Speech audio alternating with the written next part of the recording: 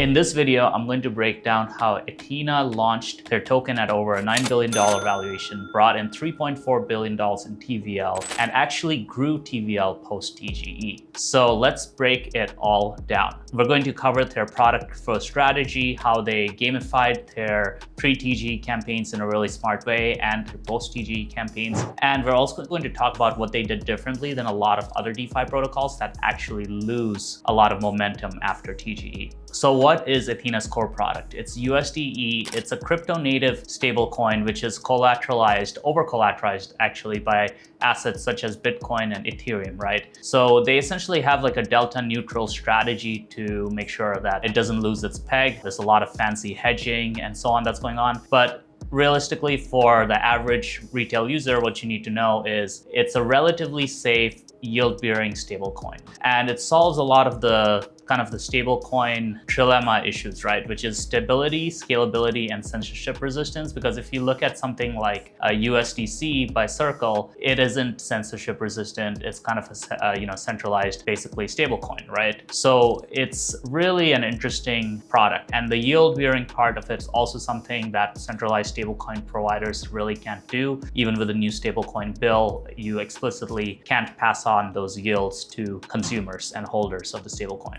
So let's talk about their pre-TGE shard campaign. So instead of earning points, you would earn shards, and they would essentially incentivize behaviors that they wanted to reward, right? And this campaign was exceptionally successful, right? During their TGE, they had a 96.3% claim rate, which is very high. It showed that a lot of people were really highly engaged. They had a $3.4 billion TVL post-campaign. So this pre-TGE campaign just led to some pretty crazy growth in TVL, and they had a $9 billion FDV launch valuation. Now, if we look at their DeFi llama, so if we look right here, you can kind of see that they basically were able to grow TVL to a pretty crazy amount, right? And this was basically during their shard campaign that they had this huge bump, but then they were able to keep that growth going, and they're actually at a higher TVL than they were when TGE happened. So that's what's really impressive about this, right? And obviously they launched at a $9 billion FDV, which is shows just how well received Ethena was. So how did they do it, right? So with the pre-TGE shard campaign, it ran from February 19th to April 1st. So as you can see here, February 19th, they had a TVL of around 360 million. And basically, I believe in April,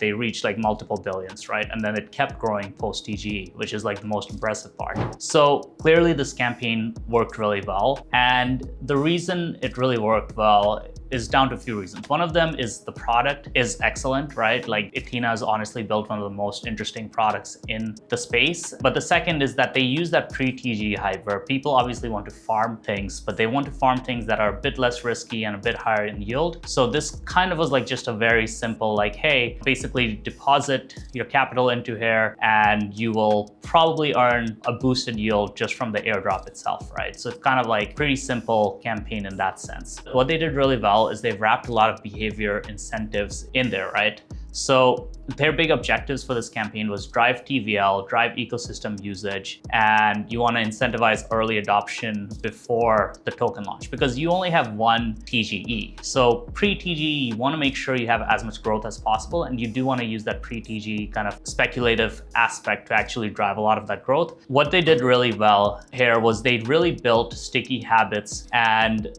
that's something that, with the pre-TGE campaign, any kind of points campaign, any type of airdrop campaign, any types of reward campaigns, you really want to focus on the things that actually matter, right? The activities that they really rewarded was one, providing liquidity on Curve. So that was giving you around 15 shards a day. Two was locking USDE. So that gave you 10 shards a day. And then holding it gave you 2 shards. It originally gave you 5, so they modify it. And then if you staked USDE into staked USDE, which is essentially the yield-bearing version, you would also get some points for that. And essentially, if you were also on Pendle and active there, you would also get shards for that. Sorry, not points, shards, right? And there was also a referral program. So you were actually getting 10% of your referees shards, right? So that just really incentivizes people to make it go viral, right? So how did this campaign work, right? They ran this campaign from the 19th to the 1st. They had 45,000 wallets joined, which actually doesn't sound that high, a 96.2% claim rate, and a $9 billion FDV at launch. So what are the big lessons from Ethena's shard campaign? One is you want to build your airdrop / pre-TGE campaign like a game and really launch it like a product, right? Like it is a product of its own. And us at Crescendo, we've done this before where we airdrop managed for our clients and built out these different like airdrop campaigns. And it's really a kind of a combination of just product and psychology and marketing. So what they did here really well is they gamified behaviors. You know, they're not just focusing on giving away free stuff. It's actually figuring out, okay, what are the things they want to reward? And that's what they essentially incentivize more shards for. And they're very flexible with this. As I mentioned, they kind of change things around quite a bit. So you want to be flexible in this regard and be able to change what people get, right, for doing these different activities.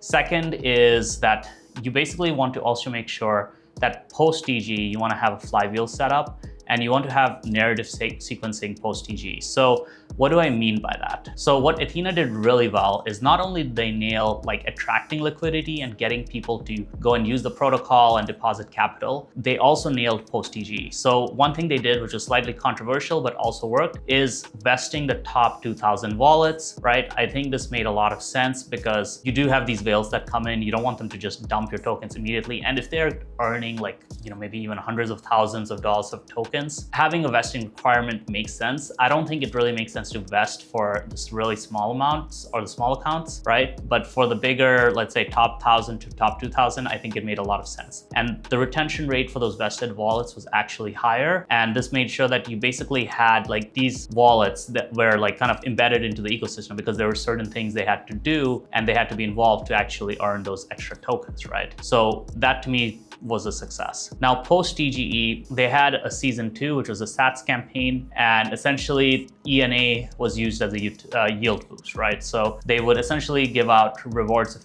ENA to boost people's yield, right? And you basically had new backing assets such as BTC and Sol, and you had new integrations and partners. So you had Pendle, Frax, Blast, and also you had regular updates. So people always got the feeling that Ethena was actually growing. And that's why I mentioned their TVL actually grew post-TGE, which is very rare. So why did it work? The first thing is with their TGE campaign, which ran for a few months. They really focused on building sticky behaviors and essentially making sure that people would actually stick around, right? So instead of just being like, hey, you do this one-time action, it was more like, hey, the longer you keep your capital in here, the longer you hold USDE, the longer you're locking it up, the more essentially rewards you get. And there were cooldown periods that made sure that, you know, essentially people weren't withdrawing too early. So you kind of make it get into habit. And the thing is, if you have a stable coin that's earning yield, you kind of don't really want to, you know, you want to let it run. And then the fact that they had a lot of these integrations with other DeFi protocols also made it much more valuable and useful as a stablecoin, right?